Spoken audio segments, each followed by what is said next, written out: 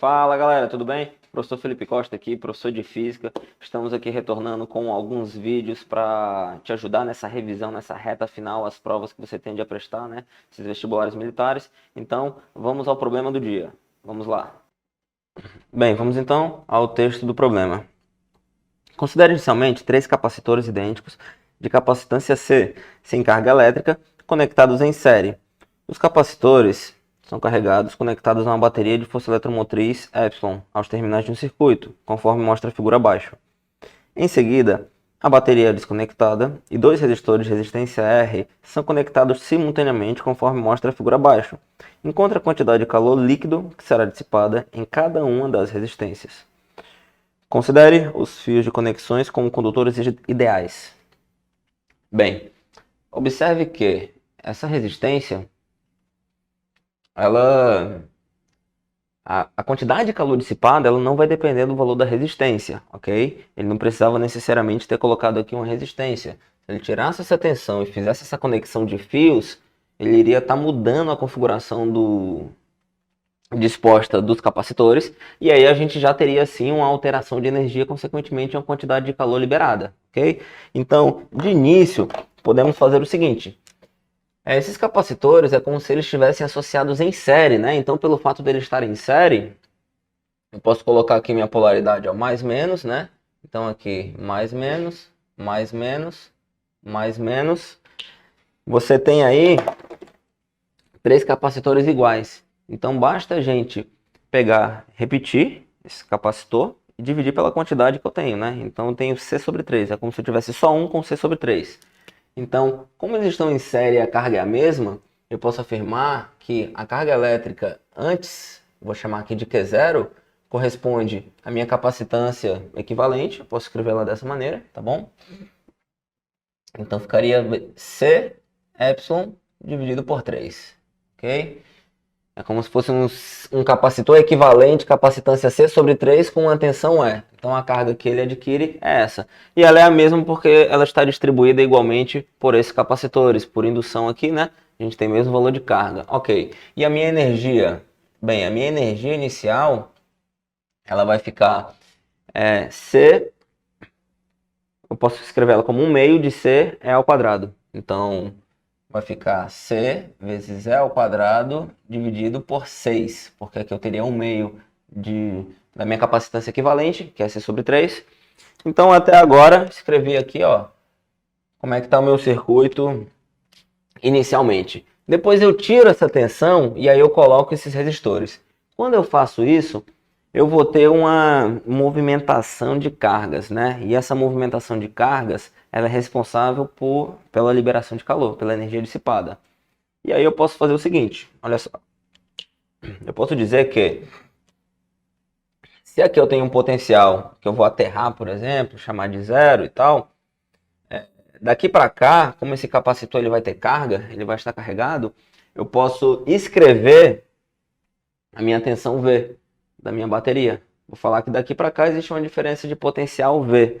Se você observar, quando o sistema atinge o regime estacionário, depois que toda a quantidade de calor ela é dissipada, não passa mais corrente por aqui. Então é como se fosse um fio ideal. Ou seja, se aqui o meu potencial é 0, bem aqui o meu potencial também é 0. Se aqui o meu potencial é V, bem aqui o meu potencial também é V. Ou seja, olha que interessante. É como se eu tivesse tirado esses três capacitores aqui em série e colocado três capacitores com a mesma diferença de potencial. Três capacitores em paralelo, ok? Então, eu posso até fazer uma análise aqui de placas para a gente utilizar, só para você ver como é que funciona, tá? E aplicar a lei dos nós. É como se eu tivesse uma placa bem aqui, ó. Vou chamar de placa 1, placa 2, placa 3, placa 4, placa 5, placa 6. Então, eu posso encontrar o meu capacitor equivalente com a carga de que modo? De que forma? Bem, aqui eu tenho positivo, né? Aqui eu tenho negativo. Aqui eu tenho positivo, negativo. Aqui eu tenho positivo, negativo. Então, pela lei dos nós, você teria bem aqui, ó, essa quantidade aqui mais essa deve ser igual a essa. Então, eu vou pegar as placas aí, ó, com os nós, com o nó 0. Então, vai ficar a placa 2, a placa 3 e a placa 6. E eu vou pegar também a placa 1, que é o potencial V, a placa 4 e a placa 5. Então, se eu escrever a soma das cargas antes aí, para encontrar a minha soma das cargas depois, olha como é que vai ficar. Essa configuração aqui, para 1, 4 e 5, vamos lá, para 1. Então, Q vezes E, 1/3, né? Depois, para 4, menos QY sobre 3. E depois, positivo, mais Q vezes Y sobre 3. Resultando no valor positivo aqui, ó, de QY sobre 3. É como se eu tivesse a polaridade aí positiva da minha placa resultante, tá? Do meu capacitor resultante. Essa aqui fosse a placa daqui, ó, positiva. Vamos para o outro lado. Vamos para a placa 2. Para a placa 2 a gente tem aqui, ó, menos QY sobre 3. Para a placa 3, mais QY sobre 3. E para a placa 6, menos QY sobre 3. Resultando em menos QY sobre 3. Ou seja, seria a parte negativa aqui, tá bom? Fizemos a parte da análise positiva e negativa.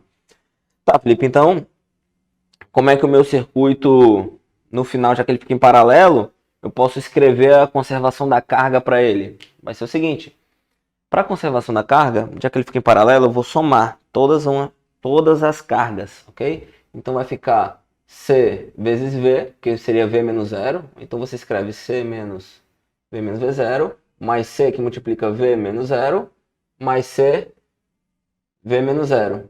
Isso é igual ao meu valor de Q0. Então 3C vezes V deve ser igual a CY sobre 3. Então qual vai ser minha nova diferença de potencial? Qual vai ser minha nova tensão? Bem, minha nova tensão V, vou escrever aqui, ó. Vai ficar Y sobre 9. Depois que eu encontro essa nova diferença de potencial, eu já posso calcular minha nova energia. Então minha energia no final fica 1/2 de sec. O sec agora corresponde a 3C. Então vou multiplicar aqui por 3. 3C vezes V ao quadrado. Então vai ficar 3C sobre 2, que multiplica Y sobre 9 ao quadrado. Então isso aqui vai ficar 9 ao quadrado dá 81. Então vou poder simplificar. Isso aqui vai ficar 81 vezes 2. E aí eu vou dividir por 3. Então vai ficar C vezes Y ao quadrado dividido por 54. Isso daqui é a minha energia no final. Então qual é a minha quantidade de calor? Minha quantidade de calor é a diferença de energia entre eles, ok? Já que eu não tenho fonte aí, não vou ter trabalho de bateria nem nada. Então a minha quantidade de calor vai ser o inicial menos o final. Então o inicial temos ali C vezes Y ao quadrado dividido por 6. E aqui C Y ao quadrado dividido por 54. Você tem que lembrar que você tem dois resistores. Então você deve pegar esse valor aqui, como ele quer em cada resistor, você tem que dividir por 2. Por isso que eu vou multiplicar aqui por 1/2. Ok? Então a minha quantidade de calor, ela vai ficar igual a, eu posso multiplicar por 9 aqui, né? Por 9 aqui, 9 menos 1, 8. Aí vai ficar dividido por 2, 4. Aí 4 sobre, se eu simplificar aqui, vai ficar 27. Então, como eu vou dividir por 2, são dois resistores, dá 2 sobre 27C Y ao quadrado. Então, essa aqui é a quantidade de calor. Se você escrevesse aqui variação e tal, não tem problema. O menos indica perda de calor, tá bom? Você pode escrever como sendo a quantidade de calor em módulo, encontrando esse valor aqui, contanto que você entenda e identifique fisicamente o que está acontecendo, que é essa quantidade de calor sendo liberada, sendo perdida por esse sistema, beleza? Então, basicamente, resumindo o nosso problema, quando eu pego esses 3 capacitores em série e eu pego fios e conecto aqui de modo que eu conecte eles fiquem numa nova configuração em paralelo, eu tenho essa liberação de calor aqui, liberada em cada um dos resistores, porque ele pediu nos 2 resistores, né? Em cada um, não no conjunto. Vou ficando por aqui então, um grande abraço e até a próxima.